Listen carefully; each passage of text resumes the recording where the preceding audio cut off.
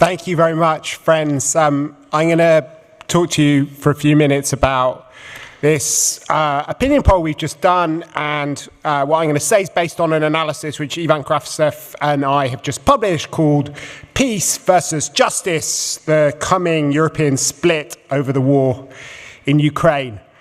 And the backdrop to this poll is the unprecedented European unity that the public has shown on Ukraine over the last few months.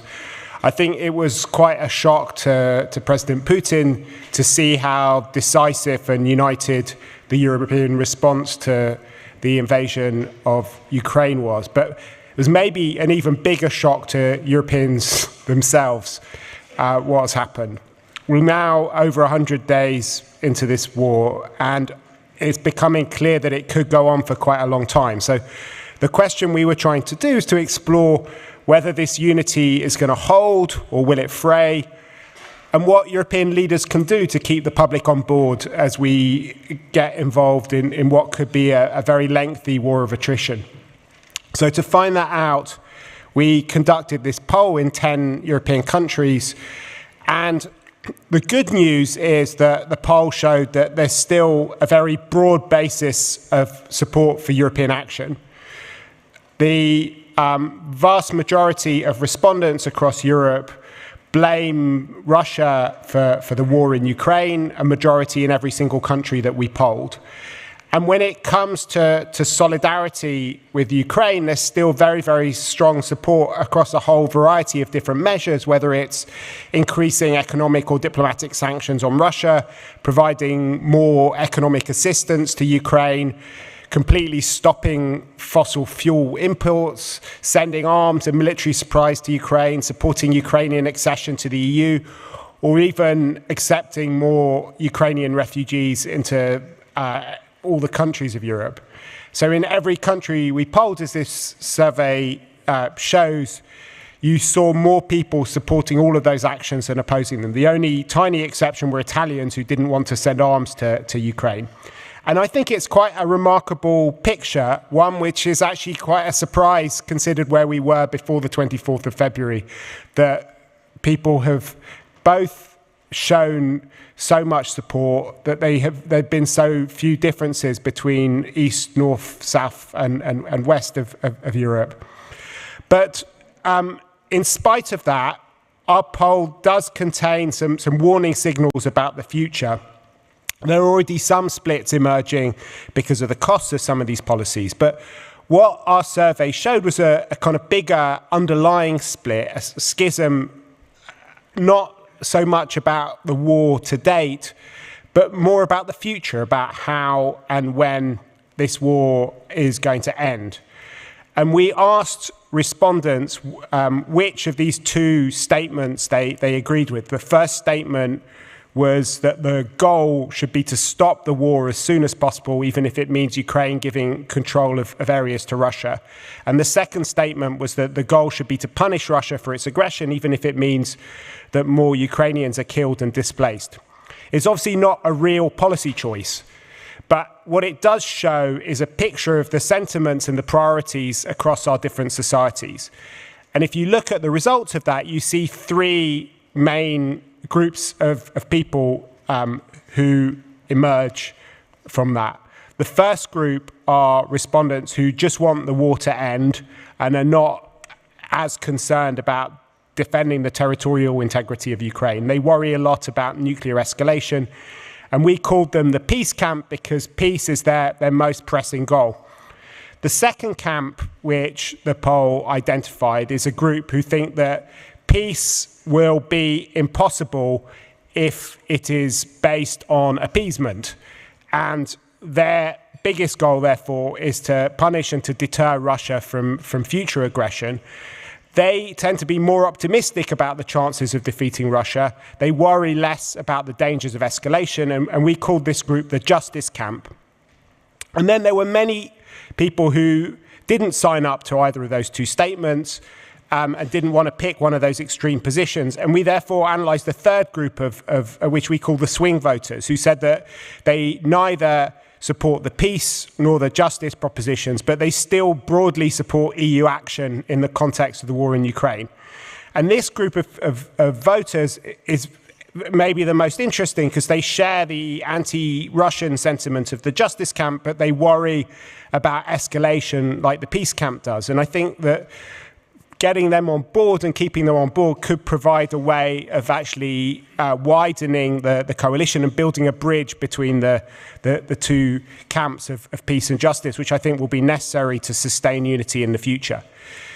If you look at the size of these different groups, you can see that the peace group is in green. It counts about 35% of voters across Europe. It is the largest group. The second biggest group is this justice camp, which accounts for 22% of the population. And the swing voters account for 20% of the population. When you look at the size of the camps in the different countries that we polled, you can see some quite big differences.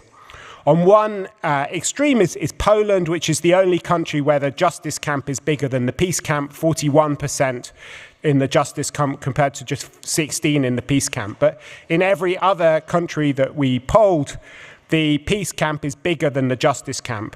In the UK, the peace and justice camps are almost equal in size, and the biggest group there are swing voters. What's interesting about this picture, though, is it's not a simple east-west divide. If you look at Romania, for example, it looks much more like Germany than it does like Poland. And underneath this sort of meta divide, you have a series of other possible cracks emerging in the coalition. The two biggest concerns when we asked Europeans what they worried about the most were the increasing cost of living and energy prices on the one hand, and secondly, the threat of nuclear escalation. And if you start looking at the divisions between the countries when it comes to these fears, you can see some very interesting regional variations. This is the graph on the cost of living and energy prices, which you can see is most prevalent in Western European countries, Portugal, Italy, France, Spain, and much less important to countries that are closer to Russia. But when it comes to the threat of Russian military action, unsurprisingly, that's the other way around, with the countries closest to Russia, Finland, Poland, Romania, Sweden, who are the most concerned about those. Another point of difference in the poll comes to the question of decoupling from Russia and isolating Russia. On the plus side, you can see that there is a majority across all the different groups in favor of ending our economic ties with Russia. But when it comes to cultural and diplomatic ties, there's a big split between the justice camp that wants to cut them, and it's very clear that for them, the ideal relationship with Russia is no relationship at all. And the peace camp, who are more reluctant to cut diplomatic and cultural ties. There are also interesting divisions when it comes to the question of whether we should spend more on defence spending. We asked a question designed to get people to think about the trade-offs and asked them if they'd be in favour of raising spending on defence, even if it meant finding the funding by taking it away from domestic policy areas. And as you can see from this chart, across Europe as a whole, there's slightly more respondents who are against rising defence spending than in favour of it. But within the different camps, you've got quite different dynamics at play. So in the justice camp, you have a clear majority in favour of raising defence spending, and in the peace camp, you have a majority against it. If you look at the figures from a country level, it's also very interesting. It's maybe not that surprising that there's a majority in Poland for increasing defence spending, but there are only 4 countries where you have a plurality in favour of raising defence spending, and the other members of that faction are maybe slightly more surprising. The Finns and the Swedes might not be right at the top of the list of belligerent countries, and then to see Germany as the 4th member of that group is maybe also a surprise.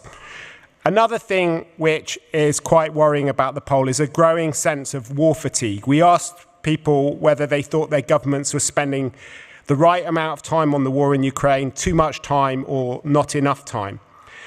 And we were surprised to find that quite a large number of people, 42% across Europe, felt that their government was spending too much time on the war in Ukraine and should instead focus on domestic issues. And that was a plurality in quite a few countries. Again, you can see this difference in perspectives between the peace camp, where a majority of people think that too much attention is being paid on the war, and the justice and the swing voters who are more likely to think that it's the right amount or too little time. It's also striking if you look across Europe at the differences between countries, and there were only 2 countries where you had over 50% that felt that too much attention was being paid on the war, and they were Poland and Romania, which obviously shows how important these existential issues are for them. So anyway, you can read in greater detail the rest of the analysis, but I thought it would be helpful, given the discussions that we just had on this amazing first panel and the ones that we're going to have over the next couple of days, just to end with 3 takeaways of what we thought should be useful for European decision makers as we go forward.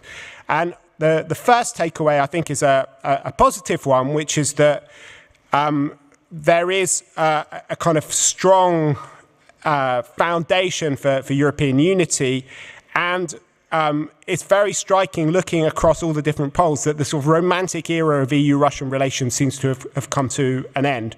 This break with Russia seems to be irreversible. People blame Russia. They want to show solidarity with Ukraine.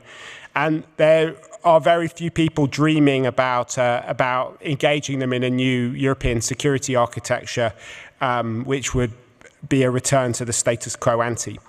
However, there is a danger that as the crisis goes on, that the EU becomes immobilized by its own divisions.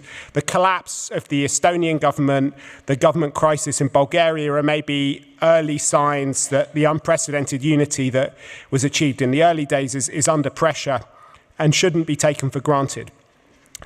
I think that our poll shows that there could also be a shift in the mood across Europe. In the early weeks and months of this war, many countries in Central and Eastern Europe felt that their tough stance on Russia had been vindicated, and they've grown in assertiveness and influence within the EU. But this poll shows that maybe the tide could turn as the peace camp becomes bigger than the justice camp, and as people become more tired of the consequences of the war. And that leads to the sort of third and final point, which is that if we want to carry on keeping Europeans together, we're going to need to focus very carefully on the rhetoric and the language that we use to talk about European policies. I think our survey shows that a large majority of Europeans are ready to defend their values. They see this as an existential struggle, which is not just about Ukraine's security. And they are willing to bear sacrifices to do that. But at the same time, it does show that many people who have signed up to a defensive war might punish their political leaders for any steps that could be seen as dangerous escalation, as aggressive. And that therefore means that to sustain unity and to build a bridge between the different camps of European public opinion, I think European leaders are going to need to find a language to describe the war that's going on, which is a defensive one about responding to Russian aggression and defending Ukraine. And that will be the key to building a bridge between these different groups and turning the extraordinary consensus that we've seen in the last few months into something which is a lasting foundation for a geopolitical Europe. The danger is that if the rhetoric makes the policies that people have signed up to seem as if they were about a war of aggression, or that they were being asked to make sacrifices for something which wasn't simply defensive, you could see this unity and the consensus starting to fray. But by and large, we found the survey to be quite an encouraging and surprising picture, given that when ECFR started 15 years ago, the biggest challenge that we faced was a complete inability for Europeans to hang together on Russia. And our very first report started with the sentence that that Europe had been split more completely between, that Russia had split Europe more completely than anyone since Donald Rumsfeld had divided the continent into new and old Europe. And this poll shows that that need not be the case. Many thanks.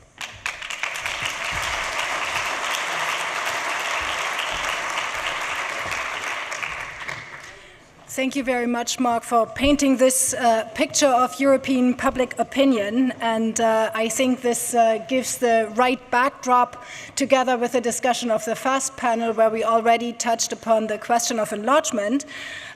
So we are now ready for our next panel, towards a new European Ostpolitik, which will be moderated by Sylvie Kaufmann, who is also an ECFR board member. So Sylvie, please get on the screen, and I would on the screen on the stage. We will have a speaker on the screen.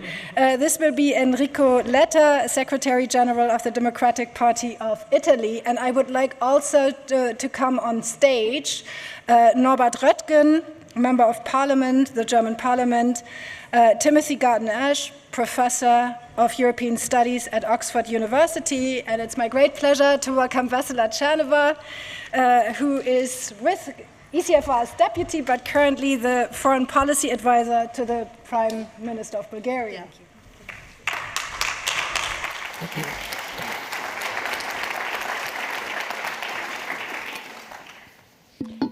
Thank you very much, Anna, and thank you, Mark, for providing the perfect transition to this panel. One of the conclusions of this fantastic, fascinating survey is that Europe's break with Russia is irreversible in the mind of Europeans. So we obviously need a Zeitenwende also on our relationship with Russia, a new Ostpolitik. And so we have the best and the brightest to talk about this here today. Enrico, hello, ciao. Can you hear us? Yes, very good. So I won't waste our precious time, since we only have 1 hour, with an introduction. You all know what we are here for and why we are here. So let's jump straight into our discussion. But first, as for all valuable discussions, we need the historian's view. So, Timothy, may I ask you, you've written a book about the history of Ostpolitik. Can you remind me that the title? I've written, no, I will tell you. In Europe's name. In Europe's name, exactly. Germany and the divided continent, yes. And so, could you start this panel by telling us in a few minutes, I know for historians it's a bit of a challenge, but you can do it. Can you give us the historical perspective on Ostpolitik, please? Sure. The complete history of Ostpolitik in 5 minutes. Yeah. Chapter 1. Once upon a time, there was an Ostpolitik. It began with a tragic defeat and ended with an amazing victory. The tragic defeat was the building of the Berlin Wall through this city where we're sitting, which persuaded the then mayor of West Berlin, Willy Brandt, and his advisor, Egon Bahr, that they had to do a completely different Eastern policy, recognize the communist states of Eastern Europe, and go first to Moscow in order to come back to the people who were running East Germany, by the way, from the very building in which we're sitting. The amazing victory was German unification and the end of the Cold War 30 years later. It didn't all go according to plan. Egon Bahr's idea was Wandel durch Annäherung, change through East and West coming together. What actually happened in 1989 was Annäherung durch Wandel. That's to say, East and West came closer together because of political change in the Soviet Union in Eastern Europe. But German Ostpolitik could claim a significant role in this success. Good political and economic relations with Moscow, relations of trust with many East European states, demolishing the image of the danger of German revanchism to a large extent, and of course the web of human contacts in the Helsinki process. Chapter 2, very short chapter, Sylvie. Once upon a time, there was a second Ostpolitik. It began with an amazing victory, the one I've just talked about, and ended on the 24th of February 2022 with a tragic defeat. Now, not everything was wrong in this second 30 years of Ostpolitik. And this is a really important point. Everywhere where Ostpolitik became Europapolitik, that is to say, segued into a policy of the enlargement of the core institutions of Europe and the West, it was a great success. Nor was it wrong to set out in the 1990s to try and have a partnership for the modernization of Russia, to build close ties of many kinds with Russia, to build Russia into cooperative structures of pan-European security. The mistake, as you all know, was not to change our policy when the facts changed. Putin's speech, the Munich Security Conference 2007, Georgia 2008, at the latest 2014. This is all, I see many people nodding, this is all familiar to us. Let me just say that when, after the 24th of February 2022, Germany found itself paying more than €1 billion every week, effectively into the war chest of Vladimir Putin, because of course the Russian energy sector is a part of the Putin system, while Putin was waging a war of aggression and terror in the very place where Nazi Germany had waged a war of aggression and terror 80 years before. The same cities, the same towns, the same villages, sometimes the same people. Boris Romanchenko survived 4 Nazi concentration camps, killed by a Russian shell in Kharkiv. Half the Jewish population, the remaining Jewish population of Ukraine, had to leave the country. I defy anyone to say that is not a tragic defeat. And now I come to our discussion. Chapter 3. Once upon a time, there was a third Ostpolitik. It began with a tragic defeat, the one I've just described, and it ended ... And this is the chapter we have to start writing today together. Let me very quickly make 4 lessons from history, from the history of Ostpolitik, in my view. Number 1, it has to be strategic, setting long-term goals, but being flexible in methods. It took 30 years for the verdict to come in on Ostpolitik 1 and 2. You have to think in that time frame. Secondly, it has to be a European Ostpolitik, not just a German Ostpolitik, which is why the Scholz, Macron, Draghi, Iohannis joint visit to Kiev was such a good signal. Thirdly, Ostpolitik succeeds when it becomes Europapolitik. So whereas Brandt and Bahr had to go Moscow first to get back to East Germany, in the third Ostpolitik, it has to be the other way around. We build Europe from Europe out, which is why the decision that I trust the European Council will make next week, both to accept the candidacy of Ukraine and Moldova, and, as the Austrian Foreign Minister helpfully reminded us, open negotiations with Albania and North Macedonia, is absolutely crucial. How we do this, while enabling the EU to become stronger, not weaker, Enrico Letta has written a lot about this, is a huge challenge. But what matters is a strategic, long-term commitment to the goal of the second great Eastern enlargement. Very final point. Of course we need a Russia policy while Putin is still in power. But in the long term, this is our Russia policy. Because if we are successful in extending a Europe whole and free to those spaces in Eastern and Southeastern Europe, then Russia will sooner or later have to face up to the fact that it has lost an empire and must start trying to find a role. And as Britain shows you, that may take a long time. There you are. Complete history of Ostpolitik in 5 minutes. Very good.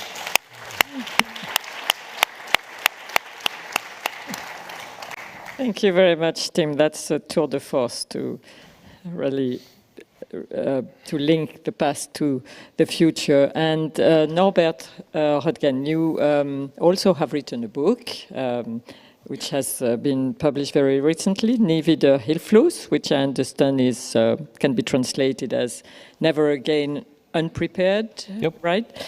And so your book is about the future, and you have some ideas about what an Ostpolitik could be in this book. So could you tell us what is your proposal? Yeah, perhaps we should try together to apply the lessons, which were abstract lessons, to the concrete case we have ahead of us, and this is to design a policy. Perhaps I would only just add to your, it's perhaps not a lesson, but it should be an element of Ostpolitik. There should be an active German part in this, otherwise it will not come into existence. So, and if we start with a long-term strategic view, I think we have to define the strategic goal of our European Ostpolitik. So, what is our goal? What do we want to achieve with it? And although I don't consider the relationship with Russia not to be irreversible, because I think we should not afford and can't afford to consider this relationship to be eternally, perpetually irreversible, disastrous. So we should keep in mind a goal that at some point in time Russia can become a part of a European political order, which is free, peaceful, and together, united. I would say the stage before this goal, that we are united in peace and in freedom in a political order, I think is to, and this is the policy for the next years and perhaps decades, is to establish a political and security order open to every country in Europe except Russia. Because, to cut it short, it would be a political community which aims at providing security against Russia. It sounds very Macronesque. Huh? Yes, and for once I really agree with him. Good. And in order to establish this, to be short, is, I think, a first step, the Macron proposal, because we have to be clear about one fundamental difference regarding comparing the enlargement until now and the future enlargement. The driving principle behind the European enlargement was convergence. And now we will not going to have a convergence enlargement, but we will have, and we want to have, a geopolitical enlargement. This is a fundamental difference. And this is the answer why, one reason why North Macedonia, Albania, and all these countries have not become member states so far. And this is the reason why we can give Ukraine the candidate status. But when Ukraine will become a member of the European Union, it will take perhaps 20 years or 30 years. So the geopolitical enlargement is fundamentally different in nature and in methods, or in nature, than the convergence enlargement. But so far, we are trying to apply the tools of convergence enlargements to the process of geopolitical enlargement. This will not work. And this is my argument why this geopolitical union proposed by Enrico and the French president, or perhaps in reverse order, I think is a good point. And of course we have also to work for the, and this would be something, it could be done quite quickly. It were about foreign policy. Of course it should include economic elements, but it were about the establishment of a political community able to act and so on. And of course we should not give up on the internal convergence and coming together, but not doing it by the way we have done it, but we should include a step-by-step approach, and perhaps on the way to full membership, I think we should create something like associate membership, which gives membership rights, which would mean these countries are members. They don't enjoy full rights, not full obligations, but we would give them, or they would acquire, a status also within the European Union, in their way, perhaps quite far away, to converge with the highly integrated acquis communautaire, which is really a high threshold, which is far away from the status of most of these countries. But associate membership, which would be more than the associate agreements that we've had, that would be a different... Yeah, no association agreement, because this was not an internal act, and this associated membership is membership. Yeah. So it's not a bilateral relationship, but it means membership with rights to be a part of the European Council, to send in civil servants to the European Commission, and it has to be defined, of course, but the crucial point is that it is a step on the way to full membership. Okay, very interesting and concrete. Thank you very much. So, Enrico, I will turn to you now, since you actually were the first to propose this idea of a community. I think you called it differently. So what is your reaction to Norbert's ideas? How do you see this from where you are in Rome? Thank you, Sylvie. First of all, I'm very sorry because I'm not in Berlin today. It's a shame for me, and so sorry because of that. But I would like to say that I completely share what Norbert just said. I think his point is the right one. And I would like to say that my proposal on the European Confederation starts from the idea to take lessons from the previous enlargement. I'm not an historian, but I was a student when the enlargement started in the 90s, at the beginning of the 90s. And I remember that the sequence in the 90s was a sequence that I'm afraid that we are repeating today. And the sequence was many promises, high expectations, and a lot of frustrations. And that was one of the reasons why after the enlargement, we had many problems and the new East-West divide.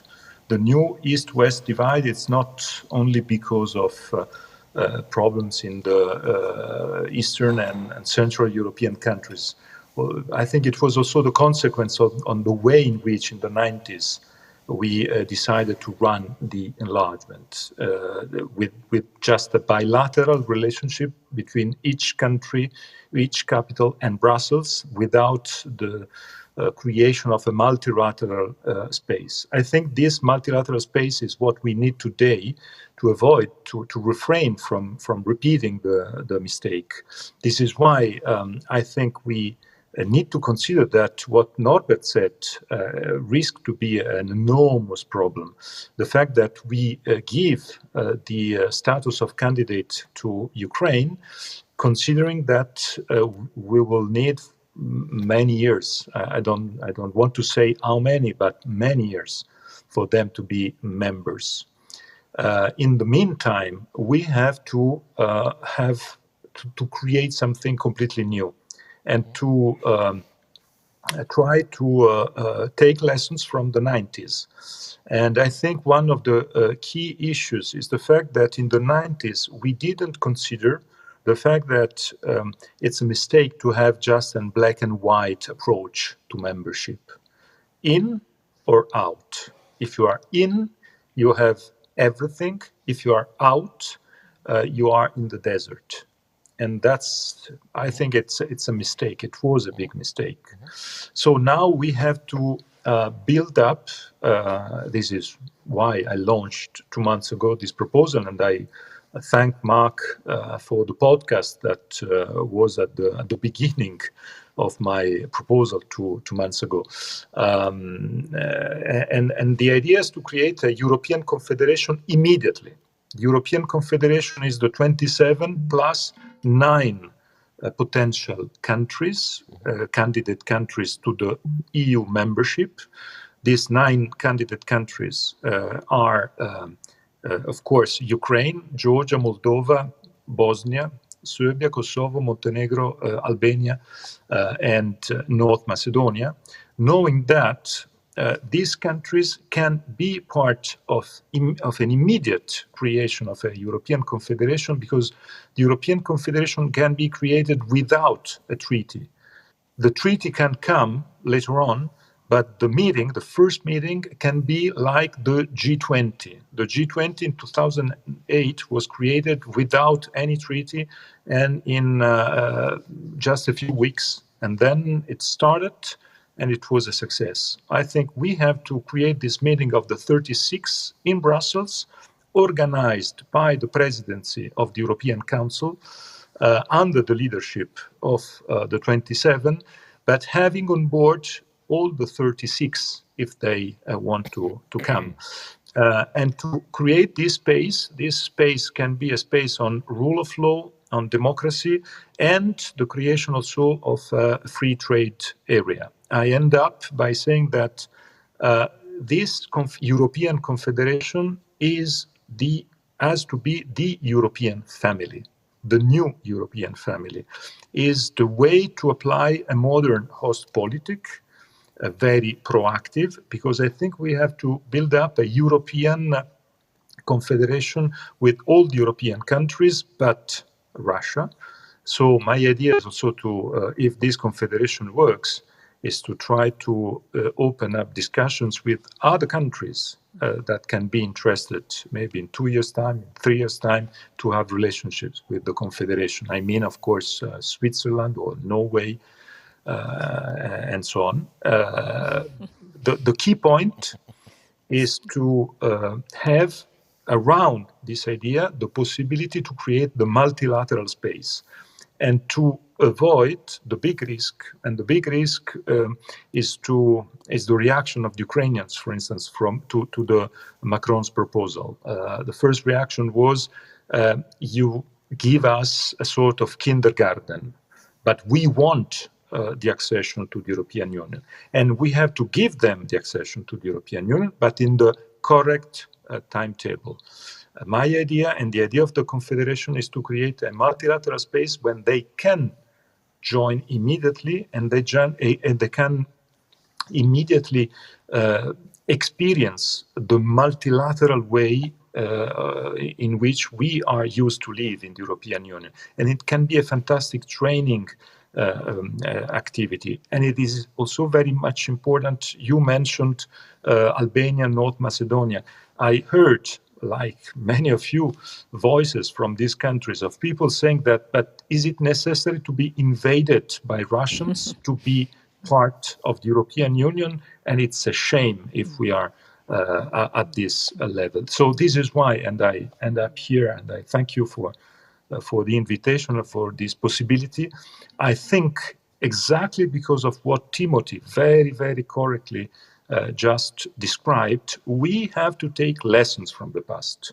And our past enlargement had very important positive steps, but also many mistakes. We can take these lessons, and we can, if we wish, if we want, we have to be very creative, and this creativity can create this idea of the European Confederation. Is also the way to respond to the US leadership in this war, and to take a European leadership that is necessary. Thank you. Yeah, thank you very much. We are really talking now about things which are concrete and important, and thank you, Enrico, for your contribution. There's one country which is never mentioned. It's not the United Kingdom, because I think this confederation is also open to it, but Belarus. So what do we do with Belarus? Enrico, do you have, the question is to you. Yes, I think, but of course, if Belarus continues to be part of this Russian alliance, is very difficult. But if we are able to influence Belarus and to have a democratic evolution there, why don't we consider Belarus part of this process too? I think it is. We need to have a very open process. But I completely share what Norbert said.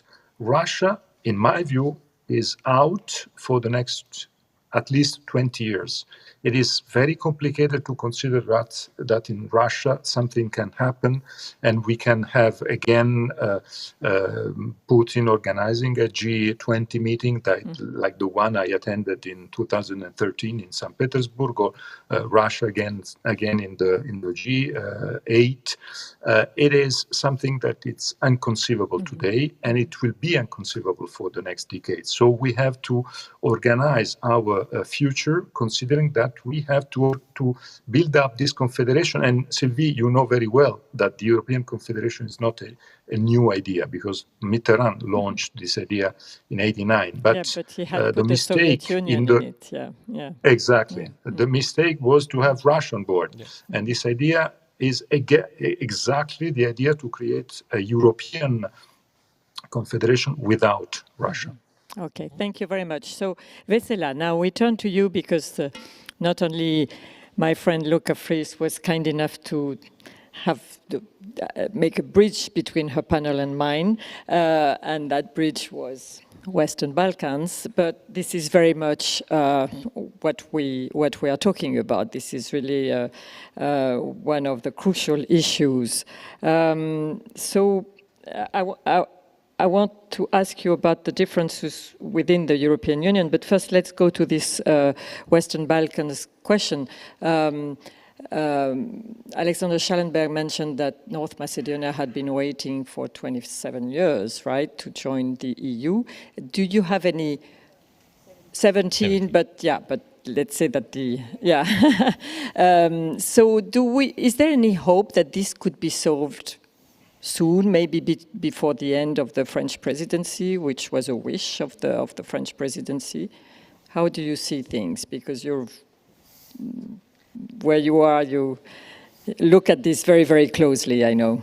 I have to say that first, this is an ongoing process, so it's not a done deal, neither the positive way or the negative way, which is good news in our part of Europe. Secondly, that unfortunately this process between Sofia and Skopje has become even more subject to domestic politics and to domestic dramas.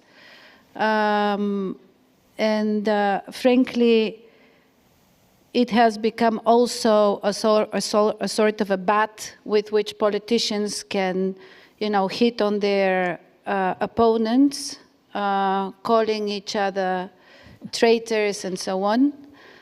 And I'm saying this with great regret, because obviously the interest of the whole region is to be more integrated, to work better together, to have a common European future, and to have stability and to have a common horizon. If there is one winner, should this not materialize, meaning should this process, especially vis-a-vis North Macedonia, Bulgaria, North Macedonia, should that process not be able to be completed in a positive way, that one beneficiary is somebody sitting in the Kremlin. And this is quite clear to me, and I am saying it, although my colleagues know that I am not conspiratorial usually. There is obviously the geopolitical kind of holy grail of enlargement, which has now experienced a revival. I also have to say, to somebody who has been working on enlargement for some time, and I can tell you there was very little excitement about it only a couple of months ago. Absolutely. So some people have now all of a sudden woken up to that. But killing this would be the best way to kill the enlargement, or at least to put it in the freezer. And quite clearly, it would make the approximation or the the cooperation with our eastern neighbors much more difficult. I would also claim there is an energy and gas issue to it. There is There are security networks angle to it. There is, what should I say, corruption angle to it. And they all somehow come together in that one external kind of beneficiary. And if I may just add that when I look at this process for the past 6 months, which has been quite turbulent, it is really for the EU to kind of, in hindsight, say how much the EU really wants to invest in this region, because we cannot do this only campaign-wise. We cannot do this only when there is a crisis. We cannot do this only when, you know, the push comes to shove. It has to be a systematic, and I'm not saying in the technocratic sense of systematic. I'm saying in the geopolitical sense of it, a systematic engagement in the EU, of the EU in the region. But I'm happy to talk a bit more about that as well. Thank you. When Macron, Scholz, and Mario Draghi went to Kiev, they took a fourth man with them, President Ioannis, and we can guess that the aim of this, making this group, was to try to bridge the differences and show a united front, not only a Western European united front, but a real European united front. So how do you see these differences from Sofia? Are they bridgeable? Are they very deep? From your point of view, do they run very deep, and how can we bridge them? What we hear are different concepts. Sometimes they sound also similar. They're ideas that have already been on the table back in recent European history. But what I can tell is that the difference between now and 30 years ago is that I think politics has become much faster, and a big part of it has to play the notion of sovereignty. And this idea that all of us, big or small, have the right of having our sovereignty and to exercise it has somehow turned around, I think, the way our countries look at the issue of integration. We immediately start thinking about concentric circles, various circles. We start thinking about periphery. If there is, for instance, some sort of a privileged membership or associated membership, how do we take decisions? What is the difference between the different, so to say, classes? All of that has very practical implications. And this is one thing I wanted to add to Tim's great 4 lessons. A successful Ostpolitik, yes, it has to be strategic, but it definitely has to be very practical. I mean, a compatriot of mine called Ostpolitik some time ago Postpolitik. Mm-hmm. And he said this was short for post-Cold War Ostpolitik. What does it mean? It means that there is a very clear interest for Central Europe to maximize its competitiveness through cheap Russian energy, through low defense investment, through attracting, the brains from the periphery to the center, and that this Postpolitik could be flexible only to an extent, because at the end it becomes, right, the victim of its own flexibility. Mm-hmm. And creating stabilocracies, as we know in the Balkans, and so on. And so what we see now is exactly that. We see countries which are very vulnerable to gas dependency from Russia, whereby Europe doesn't really have yet a common solution. countries who have huge defense and security deficits for which Europe does not have a solution, countries with very vulnerable media landscapes for which there is no European solution either. Frankly, countries who have attacks, who experience attacks on the core of their democracies. And can Europe, respond to that? I think this would be at the core of a new Ostpolitik. Very good. Ostpolitik, if we're to be talking about it. Timothy, you want to react to this? What do you think? I wanted to, if I may, please, to react to... Just before you start, I'm sorry, if you have any questions, get ready. Yeah, okay, so we'll be quick, yeah. Sorry, one or two. I did want to react to what Norbert and Enrico said. I think it's a great idea, Enrico, to do an E36, and maybe you could add Svetlana Tsikhanovskaya to meet in Brussels. Very good. But I see a real danger in the way this conversation has gone. I talked about enlargement. Immediately, you started, both of you, talking about something else. If I were one of the candidates, I would think, hey, there they go again. We've known this for the last 30 years. They're off trying to offer us some alternative. And may I say, Enrico, that I really don't think it's a great idea calling it the European Confederation.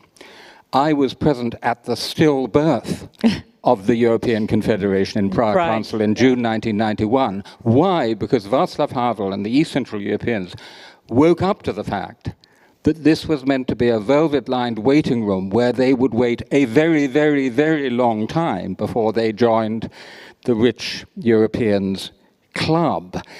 So there's a real danger it will be seen that way in the region. But let's be clear, too.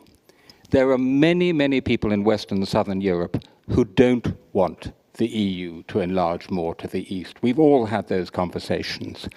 And there is a real danger that this does become an alternative to a genuine strategic commitment to enlargement. And the danger, as Vesela knows well, is that then there is not the right incentive structure on either side.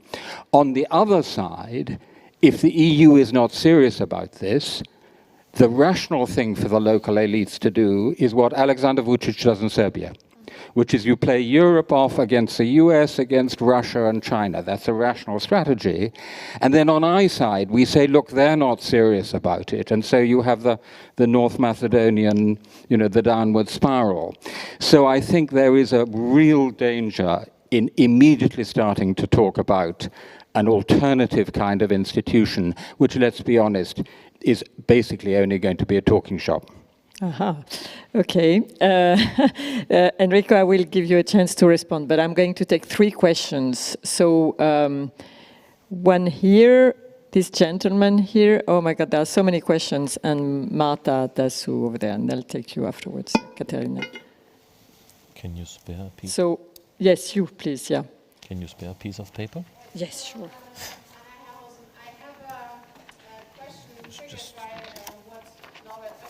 Thank you. Convergence, enlargement, and geopolitical enlargement. Thank you. That was, yeah, go ahead. So the question is triggered by this idea or terminology in terms of convergence, enlargement, and geopolitical enlargement. And I want to make sure it's really just a question. It's not a but, and it's also to the panel and not necessarily to Norbert Röttgen only. But I just looked at also some polling data, this time done by Globsec, who polled people in Central and Eastern Europe. And yes, 80%, I think, of people polled said that Russia had no right to invade Ukraine. And also, 45% in the CE region think democracy does not exist because, in reality, hidden elites rule the world. Or those who agree that having a strong leader who does not need to bother with parliament and election is good for my country is, I think, in all the countries polled also, at least 30%, sometimes close to 50%, in one case actually 60%. So my question is just, what do we make of that? Of these opinion polls, yeah. Okay, please, the gentleman here, yeah. My name is Sorin Ducaru, and thanks for this excellent panel. Just one point, I maybe it's not so useful to focus on the concept of confederation, federation. We have the union name, and I think it's very useful. But my question, my real question is the following. While we're focusing on Europe's Ostpolitik, and I liked Professor Ash's stories with the first, the second, how much should we think also about the other actors, because we're living in a global world, with whom we need to connect, or with whom we need to develop policies that would be supporting this Ostpolitik. Let's not forget that let's say, success of the first Ostpolitik would not have been possible without a transatlantic relationship and the huge security investment of the US in Europe that led to the end of the Cold War. So, how much do we need to think in this context of the potential influence of the US, the other players, the BRICS countries, and how to balance it with the other European policies vis-à-vis Africa, Latin America, and so on? Thank you very much. And Marta, the mic is coming here. I have 2 points very quickly. One is for Norbert, because I think that Ostpolitik is much more than a foreign policy. It was an integral part of the German economic model, if you wish. Having cheap gas from Russia together with no real effort in defense, conferring to the US this duty, and exporting to China, these 3 legs, if you wish. So the fact that we are not, and the same is true for Italy, by the way, Italy is part of the German value chain. That implies that the end of the relationship, of the energy relationship with Russia, forces us to start a much more important socio-economic transition, a real transformation of our model that will be very costly. So this is a huge point for me. The second one, I agree with Tingarton Ash. Confederation is an alternative to enlargement. There is no way it can be seen in other way from the potential members.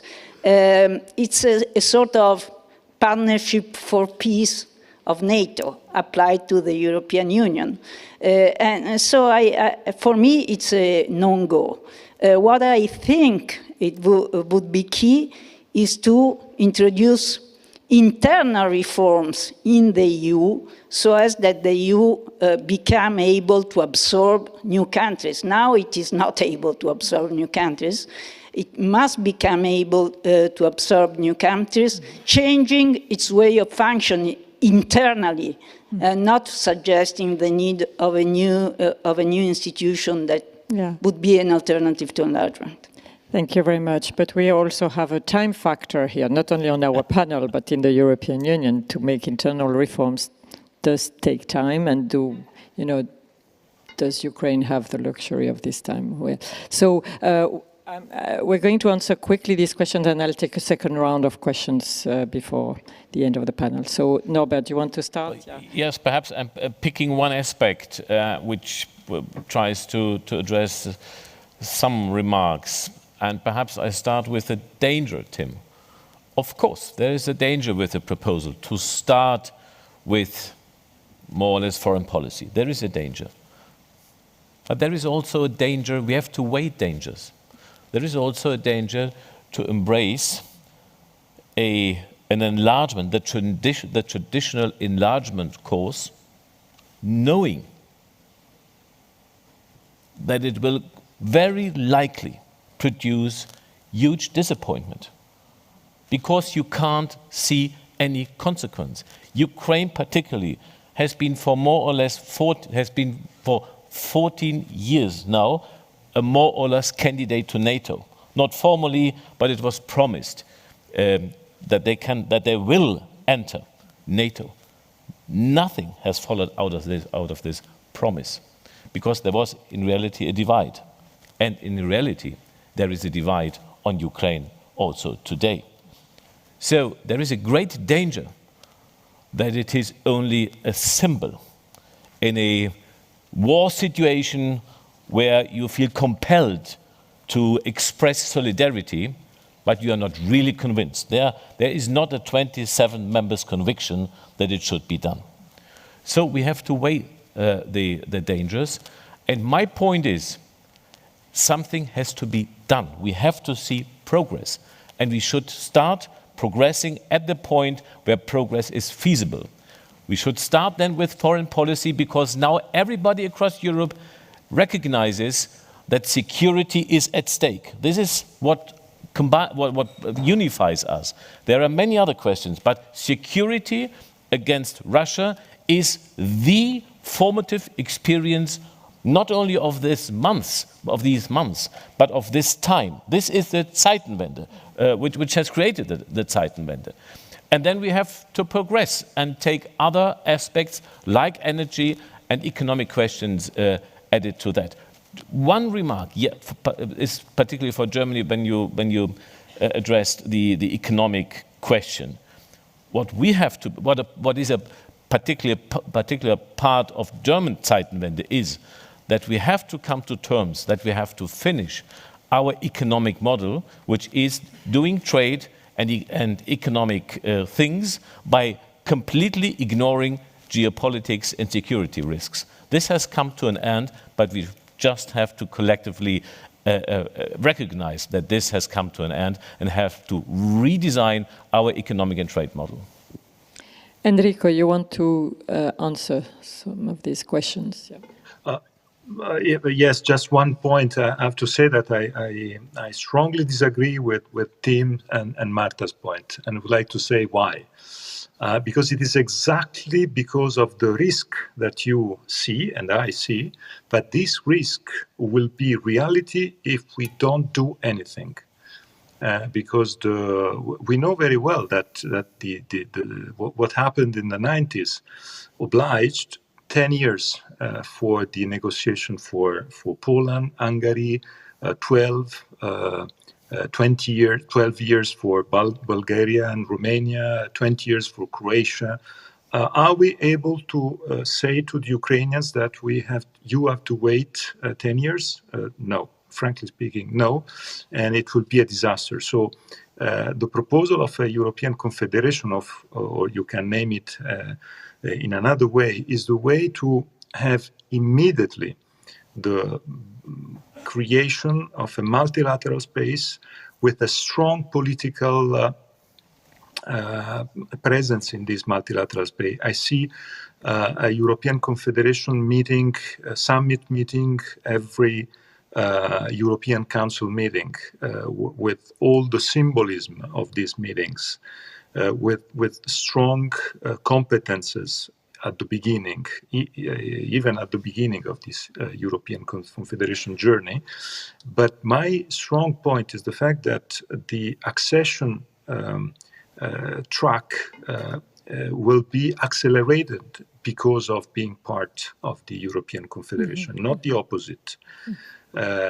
Because I think the multilateral experience will help us and will help the candidate countries. That won't be the case if we continue with just the bilateral relationship between each country and Brussels. So it is exactly the opposite, and I'm sure that if we don't do anything in some months, the push that we are having today in favor of the enlargement will decline, and I think that the future will be very bad for the relationship between the European Union and the candidate countries. Thank you, Enrico. So Tim wants to react, and Vesela, and can you also, Tim, maybe address this issue about this question about the other actors? Yeah. About the other actors, yes. As quickly as I can. I mean, we're all obviously on the same side. We all agree that there has to be quick actions. We all agree that an E36 meeting in Brussels would be great. By the way, what Ukraine needs fast is more heavy weapons and more sanctions and economic support and reconstruction. Let's be clear about that, not any European construction. Point number two, to Norbert. You know, Norbert, it's quite funny in a way what you said, because we're sitting here in an organization, the ECFR, which has spent 15 years trying to forge a more coherent, effective foreign policy of the EU.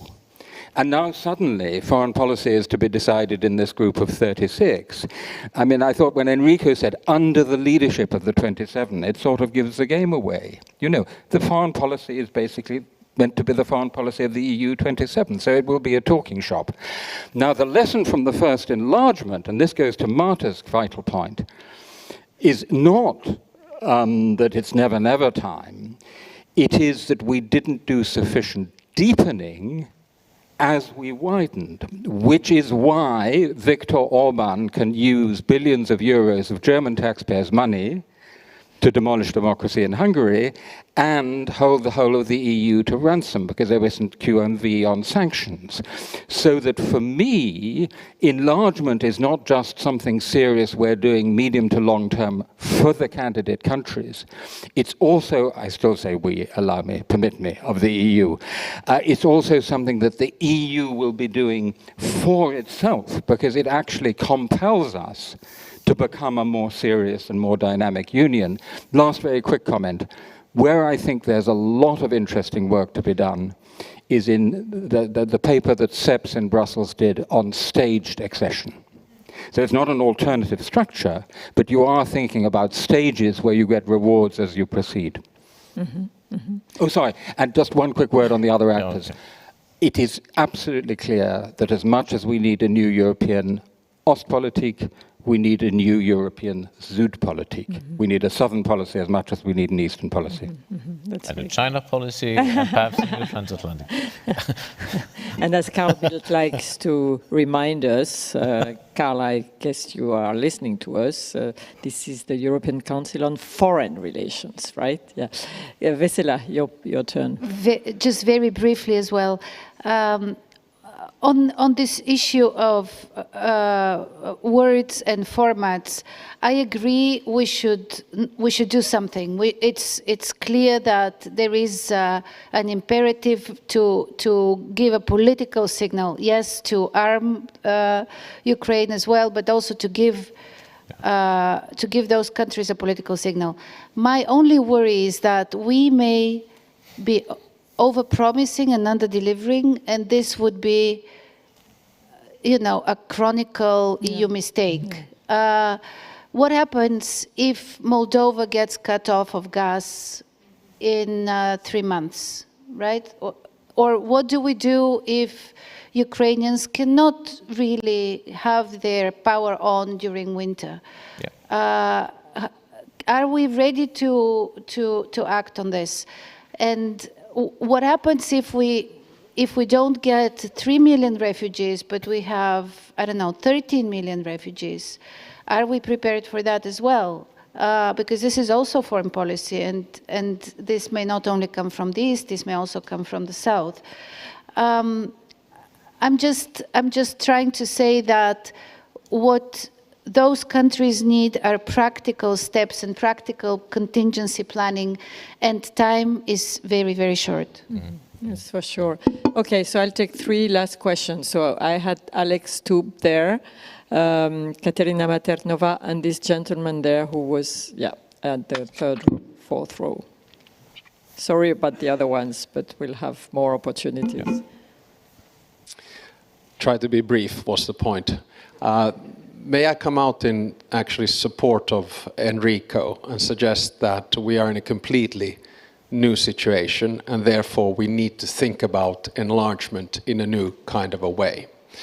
That basically means that if we are in a situation where there's roughly 40 European democracies on one side of the new Iron Curtain and then Russia on the other side, I think we need to have 3 layers in Europe. One is the European Union with the 27.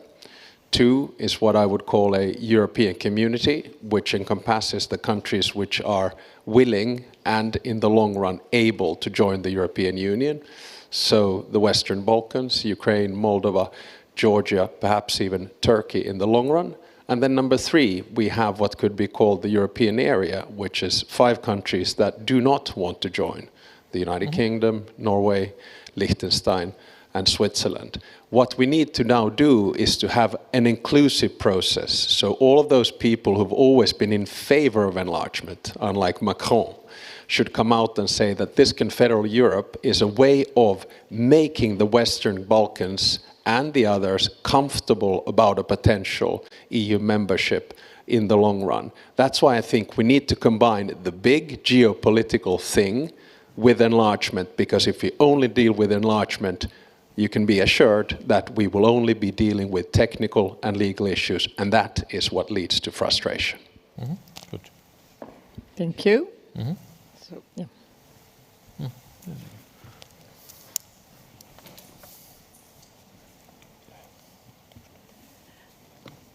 Panels make me rarely jump, and this would be particularly difficult given my injury. To the 3 dots of Timothy, era that started 24th of February of this year, and let's see how it will finish. I am all for taking lessons, and I'm not surprised, a little bit disappointed if after all these years we would be taking the wrong lessons of the 2004 enlargement. Because the lesson we should be taking from the 2004 enlargement is, and all the studies have shown the anchoring of democracy, the supply chains, the economic benefits, much bigger Europe, etc. There was one big failure, and it was our failure. It was the fact that you guys had no clue about whom you are taking into the EU, and you seem not to have a clue still. What needed to happen is to give conditions, and this is how enlargement needs to be reformed, to go to fundamentals. Because all we were doing is acquis communautaire this, and chemical labeling there, and animal rights here. What we needed to do is not push us to make judiciaries, it was EU and the US that pushed us to make judiciaries independent, judges independent, before they were reformed, because you didn't understand what kind of bordel the ex-communist countries are bringing in. And therefore, the lesson from enlargement is not to create alternatives. If you tell the Ukrainians now, and the Serbs and the Macedonians, etc., that there is a confederation and they'll come to a summit of 36 every 3 months, you're going to bring unbelievable frustration. What we need to do is to go back to fundamentals, completely reform the enlargement process, and concentrate on building institutions, the things that happened before the acquis communautaire. Yeah. Katerina, I hate to interrupt you, but and the second, just one sentence, and this is where I think that Ukraine, Moldova, and Georgia are actually ahead of the Western Balkans, because since they were not part of enlargement, we actually put the fundamental reforms of decentralization, and all the important things that you need, judiciary and rule of law, etc. And that's how we should reform it. Thank you, and thank you very much. And this gentleman there who had been waiting for a long time, and please, if you can be short. Thank you very much. I'll try to be short. My name is Ivan Vukovic. I'm a mayor of Podgorica, which is the capital city of Montenegro. And I was here in December, and I may notice a few differences in terms of the focus, which are good. Then we didn't really talk much about Russia. We talked about China. And we barely mentioned Western Balkans. In this conference, it looks very different for obvious reasons, and in a sense, we're encouraged, especially after listening to some of the discussions today from the foreign minister of Austria and others. And it means a lot to the people in the Western Balkans. You know that Montenegro witnessed an attempted coup d'etat in 2016. There was the aim to prevent our NATO membership, which took place in 2017. Long story short, I think that we must not go to any sort of alternative to the traditional enlargement policy. That would be a great source of demotivation for all the progressive pro-European forces in the region. As we speak about Russian invasion of Ukraine, I can assure you that we have a hybrid war raging in the Western Balkans. You have a continuous, we're talking about years now, of Russian propaganda being disseminated, with the idea of, you should not go to the EU. It's a failing project. Western Europe is a civilization decay. You need to go back to your historical roots, meaning you need to go back to where you used to belong, which is under our sphere of influence. And if you put forward this kind of proposal right now, I can assure you that there is nothing better that you can do for Putin and for Russia to put countries that have been negotiating about EU accession, like Montenegro, for 10 years, or those who have been waiting to get the accession negotiation date, like North Macedonia, Albania, in the same basket, so to speak, with Moldova, with all due respect, Moldova and Georgia, meaning losing those countries. So I would urge you to think in more nuanced terms, because this cannot be a political experiment. I understand that we want to keep these countries together, closer to the EU, but what we heard today is very, very dangerous. And again, I can assure you that people in Russia would be extremely happy to hear that the EU is changing its course in this particular direction. Thank you very much. Thank you very much. So these were very important points made. Unfortunately, we are really short. We have to come to a conclusion now. There are very clearly different visions which have been put out. Does any of you want to say? Yeah, I knew Timothy would like to say something. Sorry, I'll be very quick. And you'll have the last word. Egon Bauer would be horrified by the discussion, because we spent more than an hour and we didn't talk about policy towards Russia. Which maybe we should have talked a little bit about Russia. But I think it's fascinating that we didn't. Second point, actually, as so often, disagreement has been extremely useful. We all agree that we need to do enlargement differently. Mm-hmm. The disagreement is about how we do enlargement differently. Do we multiply acronyms and institutions and multiple circles? You remember Madeleine Albright in the State Department had a map of all the overlapping institutions in Europe, which the State Department called the Euro mess. So do we elaborate the Euro mess, or do we, as I think Katarina started suggesting, and the mayor of Podgorica, rethink how we do it as the enlargement of the European Union? And that, I think, is the right conclusion. Mm-hmm. Thank you very much. But if we are having this discussion, it's also because of Russia, right? Yeah. So, yeah. Thank you very much. That was fascinating discussion, and thank you for your interventions and your questions. Thank you. So we will have. Bitte?